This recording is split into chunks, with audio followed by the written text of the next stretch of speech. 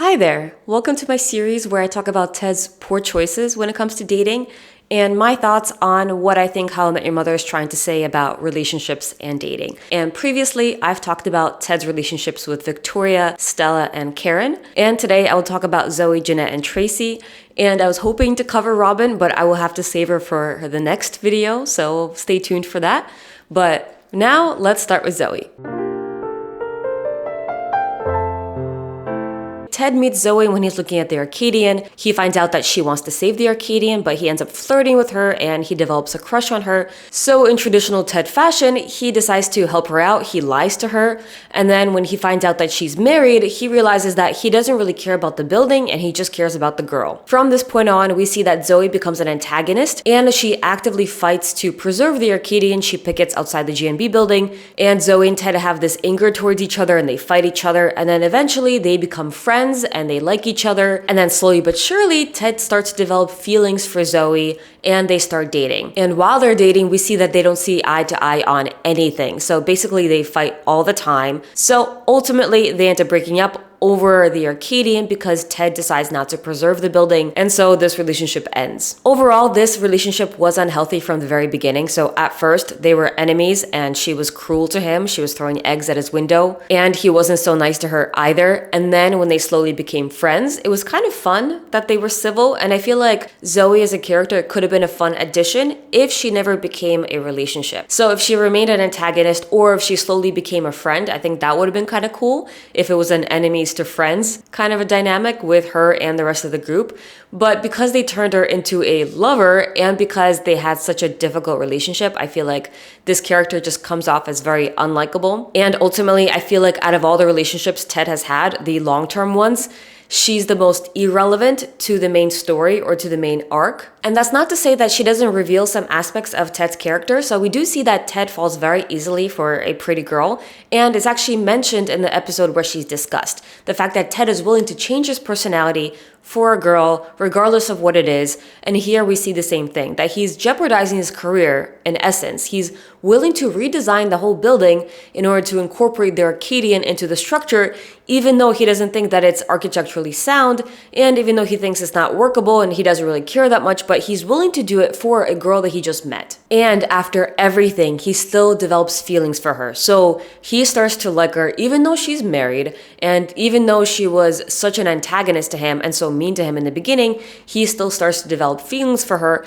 And when they start dating, even though they can't agree on anything and they just fight all the time, he's still with her. So I kind of feel like Zoey was put in to sort of extend the storyline, because I feel like out of all the relationships, she doesn't fully fit into the main arc. But at the same time, I do think that there's some significance to this particular character in how we see Ted as a character and how willing he is to change himself and how willing he is to chase someone and be with someone even though it's clear it's not working. I mean, that relationship dragged on for so much longer than it needed to. And even when they're at the Arcadian and the whole thing is falling apart and they're just not agreeing, he's still choosing to be with her. It's only at the very end that he makes a final decision to not save the Arcadian, ending the relationship. But this relationship really dragged on unnecessarily, and he sort of changed himself unnecessarily for her. And personally, I think that the biggest impact that Zoey had is actually her husband, the captain, who continues on throughout the series and who becomes more significant when he gives Lily a job, and who's just such a fun character. But as a whole, I feel like Zoey is very self-contained and is kind of less relevant as compared to the other relationships. Here's your key back. I never gave you a key. And here's your grandmother's ring.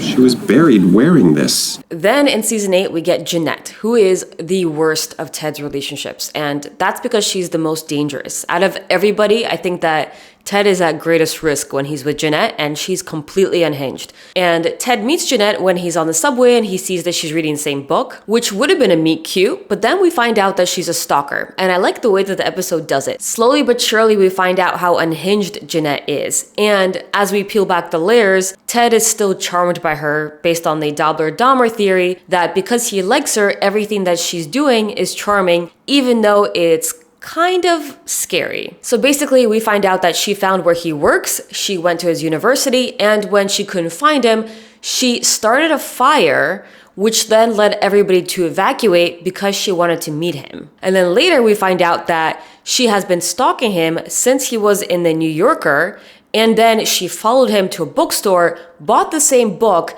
and that's why she saw him on the subway. And like I said, despite all of this, Ted is like, this is great. I like her. She's so obsessed with me. It's amazing. And then when they start dating, we see that Jeannette is very dangerous and unstable. So she does things like throw beer bottles at his TV when she's upset. And it reaches a point where Ted decides to break up with her, quote unquote. So he breaks up with her in public. Then he asks his friend not to let her into the apartment, which they do anyway. And then we find out that he didn't technically break up with her, because after he tried to break up with her, they ended up having sex. And then when she's barricaded in his room, destroying stuff, and he comes in trying to kick her out, they have sex again. And when they try to call the police to get her out, they find out that she's a cop that's previously been suspended. Okay, but remember. I know, no excessive force. Last thing I need is another suspension, am I right? So not only is this woman incredibly unstable and dangerous, but she's a cop that's previously been suspended. So it just goes to a level of completely unsafe. But that doesn't stop Ted. So despite all of this, every time he comes into the room and she's saying just the worst things. I'm gonna send Lily a dead animal in the mail. She's just someone who Ted should not be dating, but as she's saying these things, he's looking at her like she's the best person in the world. What is your ring size? And it goes to show that Ted has terrible judgment. And by episode 18, so they met in episode 15, by 18, they're still dating. And he invites her to Barney and Robin's wedding. And then she ends up breaking up with him. You're just so intense, and it's all moving way too fast. But that doesn't stop Ted, because then he tries to go to her place to win her back, and Barney stops him. And then when Barney tries to get Ted out and to do a bunch of plays, Ted still gets Jeannette back. So this is also something that we've seen with Zoey, where when Ted is under a lot of stress, when something's going wrong, he tries to dive back into a relationship. He tries to call people from his past because he just can't cope. And so even though this individual is someone who's not safe to be around, Ted still tries to win her back. And the second time around, after he gets her back, that's when she burns down his apartment. And finally, Ted gets into his head that perhaps it's time for him to settle down, and perhaps it's time for him to grow up and not chase these types of people. And this is why I think Jeannette is significant, because like Ted said, that is the last woman that he dated before he met the mother. And she was the element that allowed him to see into his behavior and his patterns, that he kind of goes after these types of individuals and it's not healthy for him. And even though he knows that he's going in the wrong direction, he still does it. And he has these patterns of behavior, such as trying to change himself for a person and adopting all these different hobbies, or such as going back to a previous relationship just because he's struggling with something in the present day and he tries to lean into that comfort. But it's with Jeannette that he finally realized that perhaps it's time for him to really be serious, to stop chasing the wrong women, like Robin says, and to really focus on understanding someone and actually truly developing a relationship. What are you doing? Remembering this. Tracy is the perfect woman. So with Tracy, we get the one, and she's the dream girl for Ted, and that's how she's presented. And the way that she's introduced into the show, I think that it's so easy to fall in love with this character because she's just so perfect for Ted. And I think the show did a good job of making her so likable and making it easy for the audience to see why he fell for her and why she's the one. And that's not to say that there aren't any complaints when it comes to this character. And because Tracy's so perfect, I'm going to focus on mostly the critiques of this character, because otherwise it's just praising how great Tracy is. And I think there are quite a few critiques that are worth addressing. And even though this character is so pivotal to the show, I mean, the show is called How I Met Your Mother and she is the mother, we don't actually get to meet her until season 9. And before that, we get some hints as to who she is, but very, very few. We could tell that basically the show wasn't focused on her as much. And there are a few episodes that kind of touch upon her in some way. We know that she has a yellow umbrella that she lost on St. Patrick's Day. We know that Cindy is her roommate. We know that she attended the same class that Ted taught, but he was in the wrong class. So we got a few hints, but nothing about her personality, nothing about her character. She's very vague. And that's mostly due to the fact that I think the writers didn't know this character either. That for most of the seasons, they weren't trying to develop her. They weren't trying to give her a backstory. They weren't trying to discover more about who she is because she's irrelevant. And I'll talk about this more at the end, maybe in another video about the ending and what this character represents. But when it comes to Tracy, she wasn't cast until the last season. We only see her in season 9. And before that, we only get a few sprinkles of information about her. And most of it really does happen in the second half, that we only really get to find out more when we get closer to season 7, season 8. So when it comes to Tracy, I think they did a really good job of incorporating this character, even though I think they wanted to keep the meeting at the very end.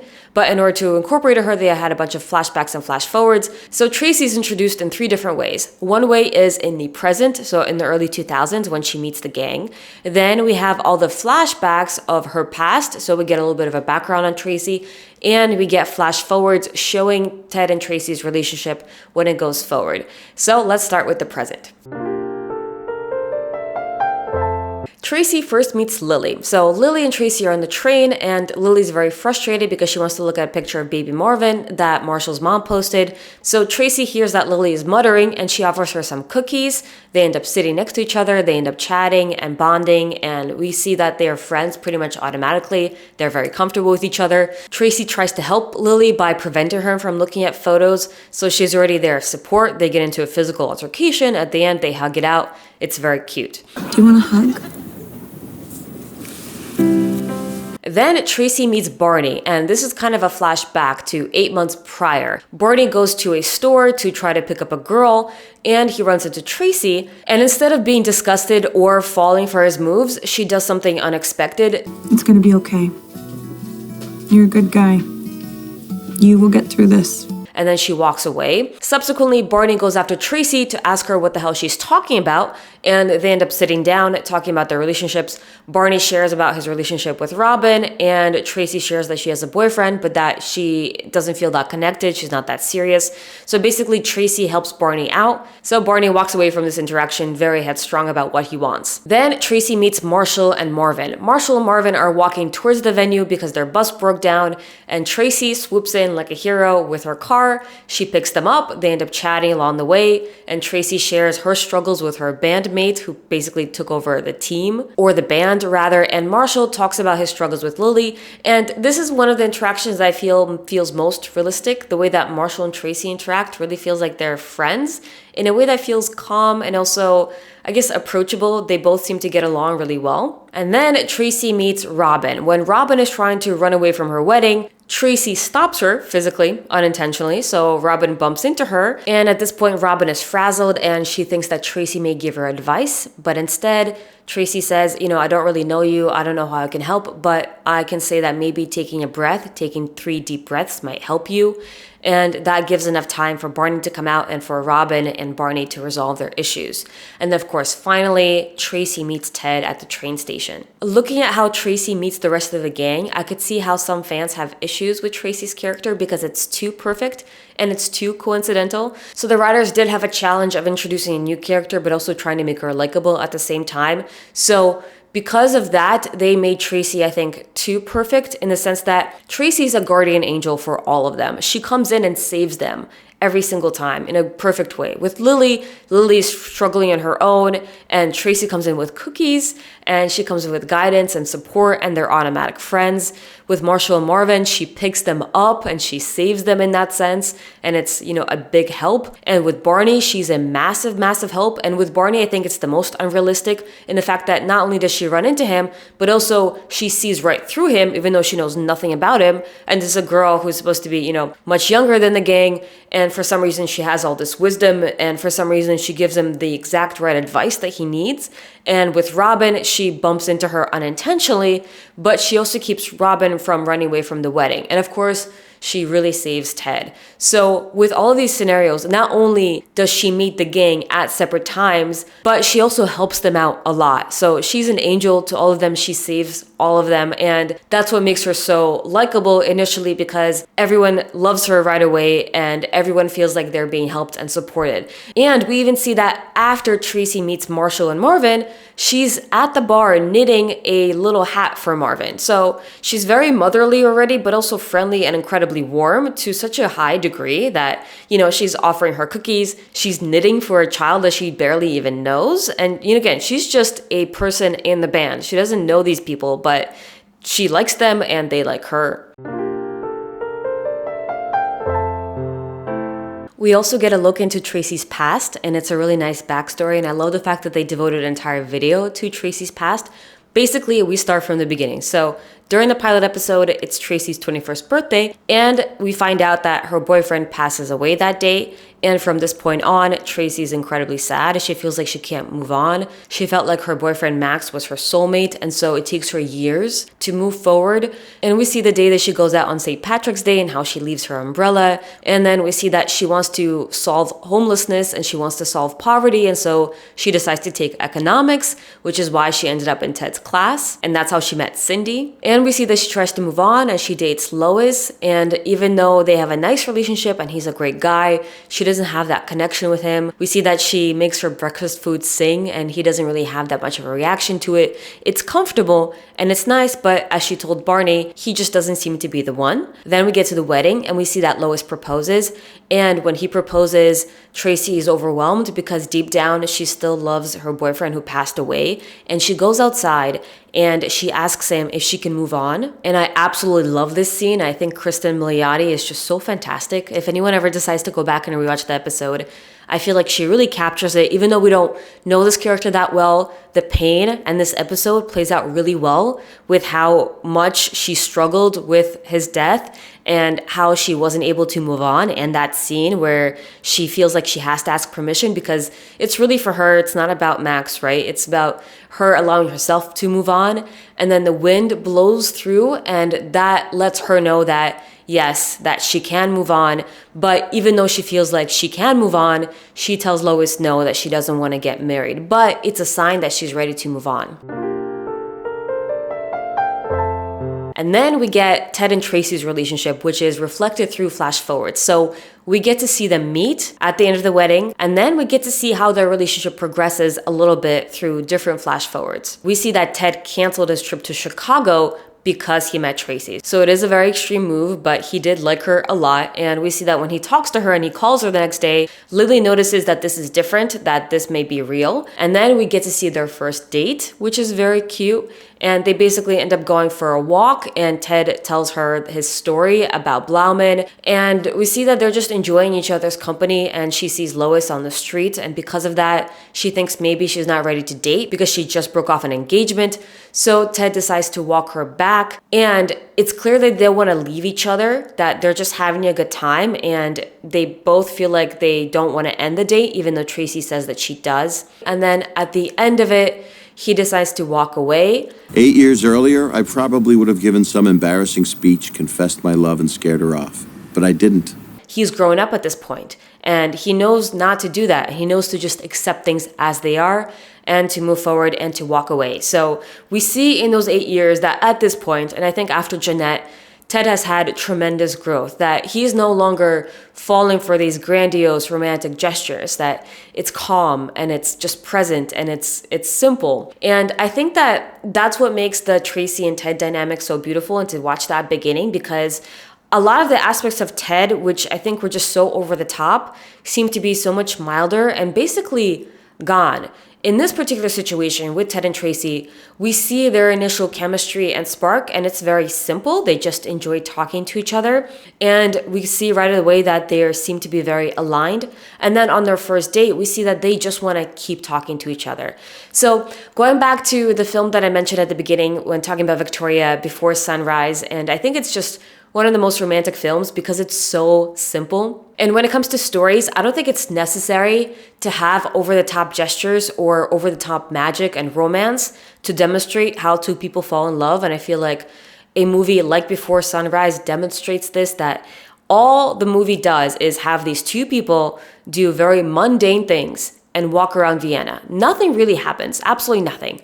they just talk. They just walk around and they talk. There's really no plot besides the fact that they're just walking around and talking.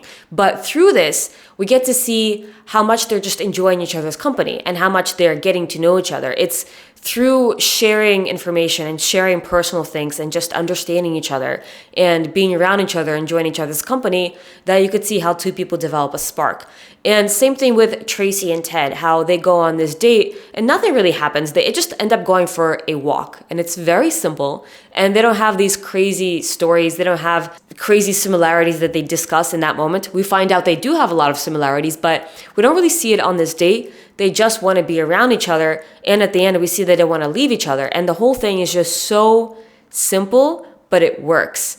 And even though Ted really likes her, he's willing to walk away and he's willing to not profess his love and beg for her to stay around. And because she feels the same way, she asks him to come back and they end up dating. Tracy, at the end, after he finishes his story, she kisses him and then she asks him if he wants to keep walking because she just wants to hang out with him longer. And I feel like that's such a beautiful indicator of the fact that they're just really enjoying each other's company. And then we basically get a speed run of their relationship. So we see that they celebrate their anniversary at the Farhampton Inn. And I love the way that they set up that scene as well, where first we see Ted in the present day just by himself doing a crossword puzzle. And even though he's not sad per se, we can tell that he's at this point where, he is all alone. He's going to Robin's wedding, which is stressful. The concierge individual keeps rubbing in the fact that he's single.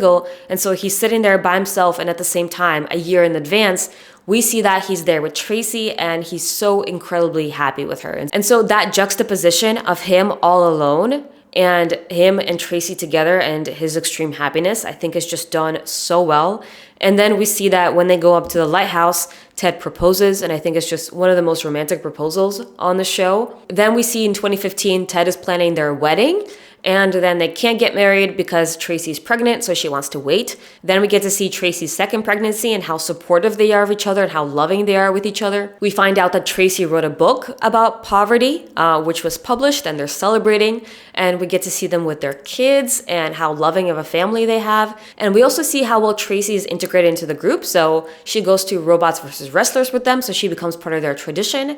And the group treats her as one of their own, of course. She's very well integrated at this point, even though we don't actually get to see all that detail. We also get to see the gang visit them at their home, and we get to see Ted re-propose to Tracy because it's been years, and there's just so much simplicity to it. And we also get to see their wedding. And I think that that's also part of this narrative, and to me, it seems like that Ted has come to adopt a simpler life and a simpler way to express love, that it doesn't have to be grandiose. It doesn't have to be overly romantic. And it's still incredibly romantic, but because it's so intimate and personal. His second proposal is very simple. It's just Tracy at home folding laundry, and he comes up to her and he proposes to her saying, let's just get married next Tuesday. And he doesn't need the bells and whistles anymore. He doesn't need anything over the top or magical. He just wants to get married, and he's willing to have a simple proposal. And then when we see their wedding, it's beautiful, but it's just very simple. We don't get much of it, but all of that is gone because when the love is real, you don't need any of that stuff. Then in 2024, we see Ted and Tracy go to the Farhampton Inn again, and they're sharing a bunch of their stories with each other. And they've become an old married couple at this point, that they know each other's stories. And we see that they're both very sad, and it's a very bittersweet relationship at this point. We don't know why, but we see that they're happy that they know each other's stories and that they've covered so much ground. They know each other so well at this point, but there's a great deal of sadness. And then we get to watch her die. As everybody knows, she gets some unknown terminal illness, which leads her to pass away. And that explains why Ted and Tracy are just so sad in 2024 when they're at the Farhampton Inn, because they're just trying to squeeze in as much time together as they can. In a moment like that, when what's really happening is too intense to deal with, sometimes it's best to leave it unspoken and just enjoy each other's company instead. But I don't want to focus on her demise right now. I think I'll talk about it when I talk about the ending, which maybe I'll do a separate video on. First, I want to focus on the criticism. And one criticism is the fact that Tracy is too much like Ted. That the way that she's presented is just too identical and too specific. So for example, throughout the 9th season, we see all the ways that she's similar to Ted, and it's just very, very tailored to Ted. We find out that she also used to be a bit of a detective when she was a kid. And as a kid, I was a bit of a detective. So. We find out that she has her own calligraphy set, she has her own driving gloves, which is very specific, a coin collection, a chainmail corset from the Renaissance Fair. Okay, he would have run screaming once he saw my calligraphy set, my coin collection, my chainmail corset from the Renaissance Fair. When the gang comes over, we know that she has her jousting lance from the Renaissance Fair, and that's hers. That's not Ted's, and we would expect it to be Ted's. And she also likes to make stops at bizarre roadside attractions, just like Ted. So all of these things are just very specific and very similar to Ted. She's kind of quirky like Ted. And I understand why the show was doing this. It was trying to show the fact that Ted and Tracy have a lot of things in common, so they would enjoy a lot of things together.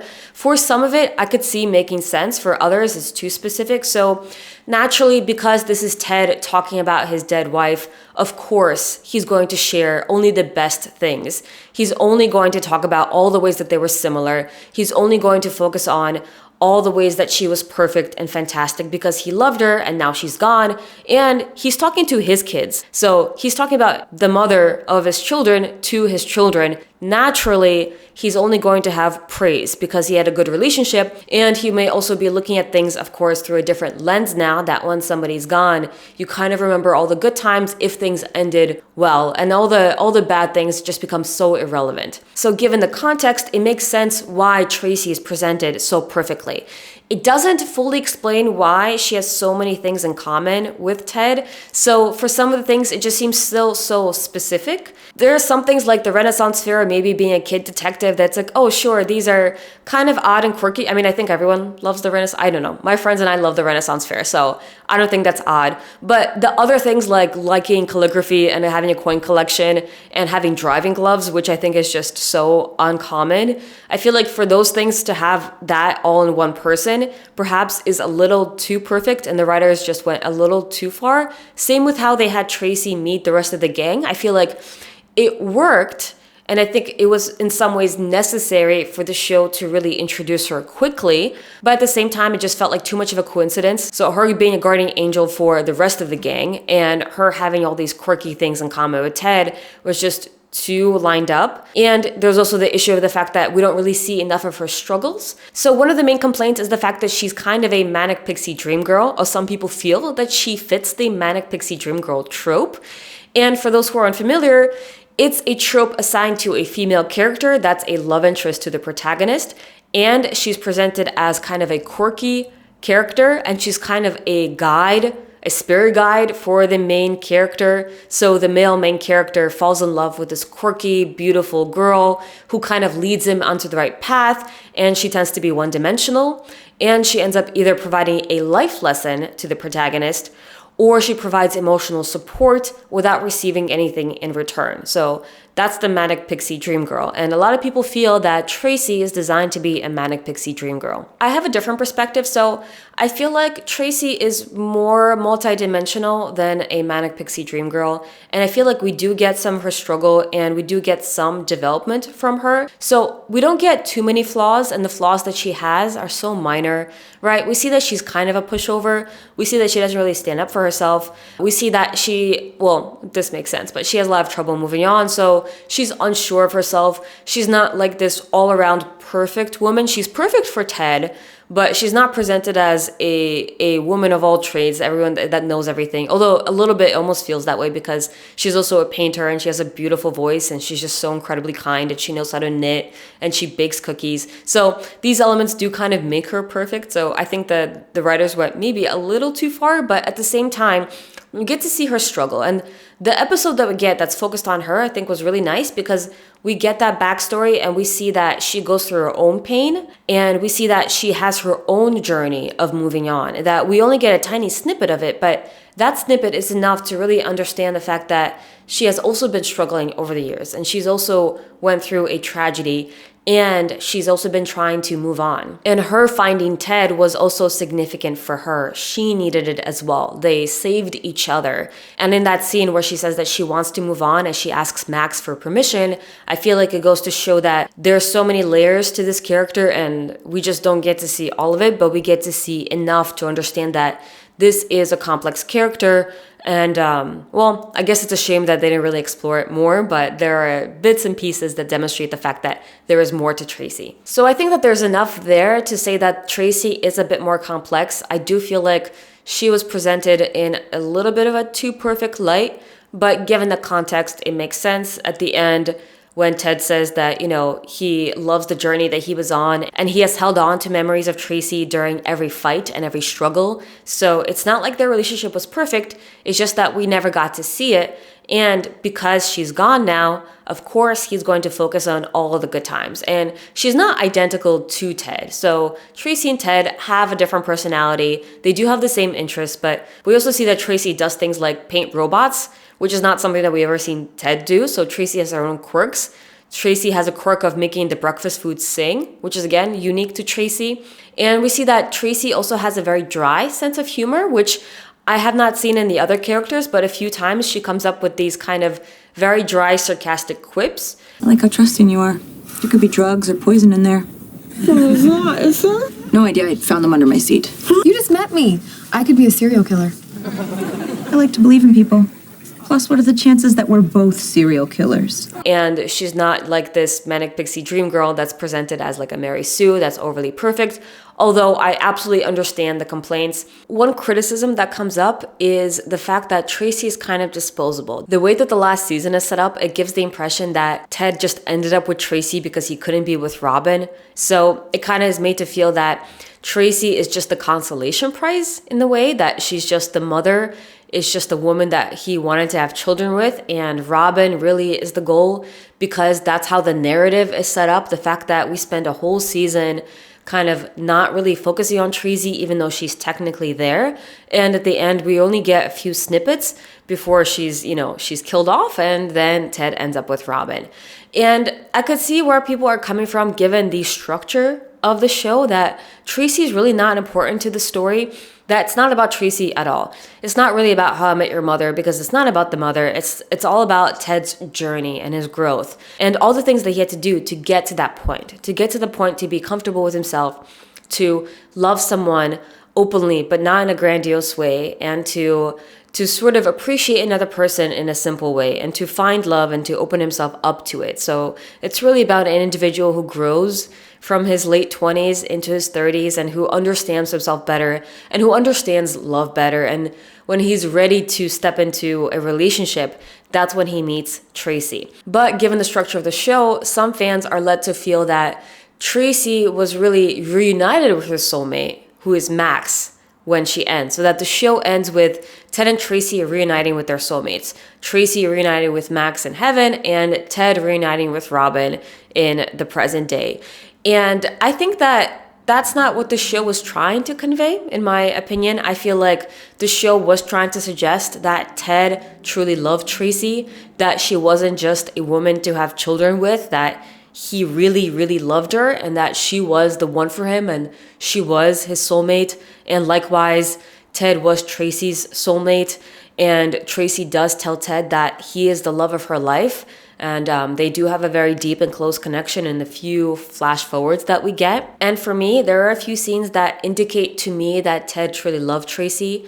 The first is the conversation that Ted has with Klaus and the speech that Klaus gives about love, how love is this instantaneous thing, that there's this person who is the one, that it just courses through you, and it's very deep and it's passionate and it's emotional. And when Klaus asks Ted, have you ever felt that before? Yeah, I think so. And Klaus says, if you have to think about it, you haven't felt it, indicating the fact that Ted hasn't felt it yet. So all of his relationships, he has not gotten there. But when Klaus says you haven't really felt it, that's when we get a pan out to Farhampton. So suggesting the fact that this deep love, this soulmate love that Klaus is talking about, it refers to Ted and Tracy, that Tracy is the one, that Ted will experience this type of love with Tracy.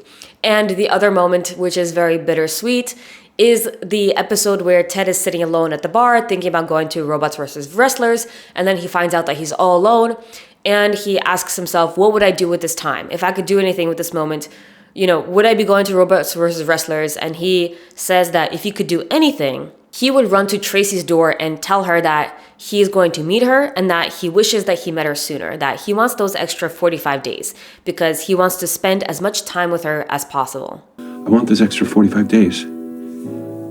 With you, I want each one of them. And I don't think that he'd be saying that for someone that he liked or someone that he just ended up with or settled with, that if he could do anything with his time, he would want to spend it with her. We also get a moment on their first date, and I think it's a moment where Ted steps out of the memory a little bit, where Tracy asks him if he wants to keep walking, and he pauses and he looks at her, and she asks him what he's doing, and he says remembering.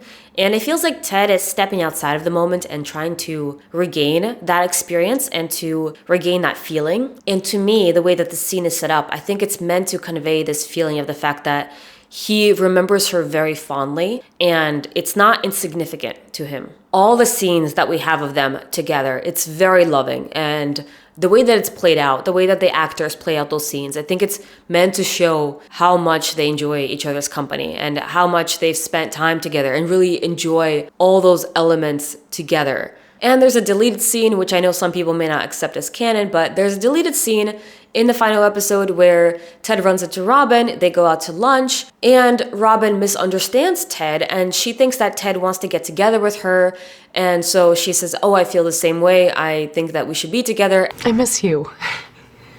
And I've been feeling crazy for thinking about it, but now that I know that you feel the same way too, I don't feel crazy anymore. And Ted says, "Oh no, I'm very happy. I wouldn't leave Tracy for you." So he's very happy in his relationship and he's not settling for it. And it's not like a pressure because he feels like he should be with her, but because he's truly happy in his relationship with Tracy and he would not choose Robin over Tracy. So with these little scenes, it's not a ton, but I feel like what the show is trying to convey is the fact that Ted really fell in love with Tracy, that Tracy made him super happy, and that is the relationship that he was looking for years. So if given the option to do anything with his time, if he would want to spend his time with his wife, I feel like that's a sign of the fact that he truly loved her. Now, did the writers treat Tracy as disposable? Well, see, that could be debated. So I have no doubt that Ted truly loved Tracy and that she was significant to him and she was not disposable to him.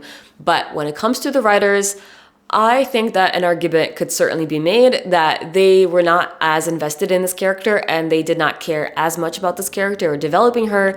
And did they treat her as solely as the mother and not as someone that they wanted to develop and create as a fully fledged character?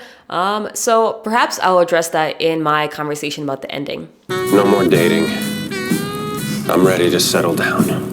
And kids, for the first time in my life, I really meant it. So, putting it all together, starting with Zoey. So I previously said that I think Zoey is the least relevant, and that's not to say that she's useless to the plot or that she doesn't show anything about Ted, because I think that Zoe is a great demonstration of his continuation of his behavior. So first of all, she demonstrates the fact that he continues to choose unavailable women or women who are not right for him, and Zoe's both unavailable and she's not right for him for the fact that she was first married and for the fact that they can't agree on anything.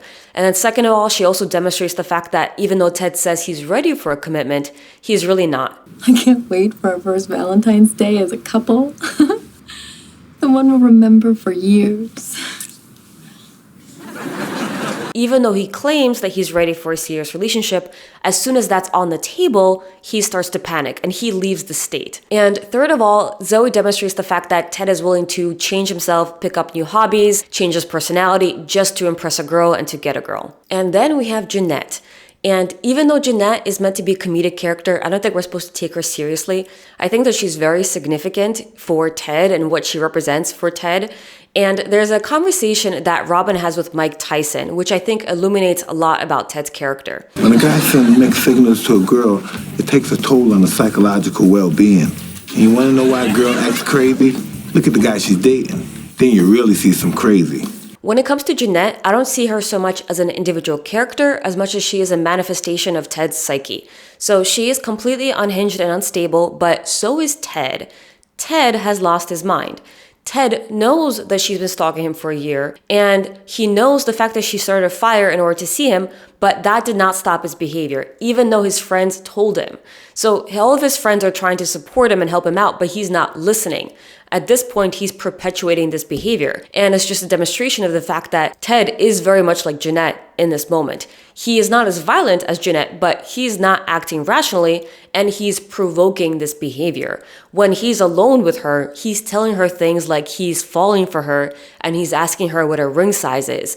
That is a dangerous, dangerous message to be sending to someone who is unstable. So he's perpetuating this cycle of behavior. And I think that Jeannette basically represents what Ted is doing himself. And it's also interesting, and I'll get to this when I talk about Robin, hopefully, eventually. But Ted also has some stalkerish and creepy behavior when it comes to Robin. He's never as violent, but he also displays some weird, unhinged behavior.